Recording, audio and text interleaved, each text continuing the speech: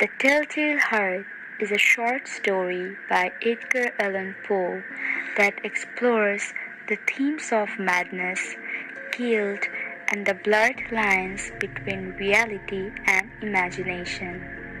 The story follows an unnamed narrator who is driven to the murder on the old man for his vulture eyes, which he perceives as evil. The following are some ways in which mental space and spatial criticism can be applied to this story. The narrator's mind creates a space in which the old man's heart becomes an all-consuming presence. This mental space is characterized by obsession, paranoia, and delusion. Through the narrator's mental space, Poe creates a claustrophobic and unsettling atmosphere that heightens the tension and terror of the story. The narrator's obsession with the old man's eye and heart is closely linked to the physical space of the house. The house is also represented as a space of confinement and isolation which mirrors the narrator's mental state. The intersection of mental space and spatial criticism in this story creates a sense of confinement, entrapment, and claustrophobia that mirrors the narrator's deteriorating mental state.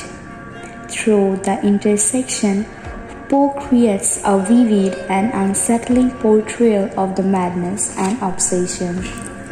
According to Batchelor, the house is a powerful symbol of the human psyche, representing both a physical and mental space. He argues that the house is a place of imagination, memory, and dreams, and that the spaces we inhabit shape our perception of the world around us. Applying Batchelor's framework, The Telltale Heart, we can see how mental spaces of the house are intertwined with the narrator's psychological state. In The Telltale Heart, the house becomes a repository of the narrator's memories as he becomes fixated on the old man's eye and heart.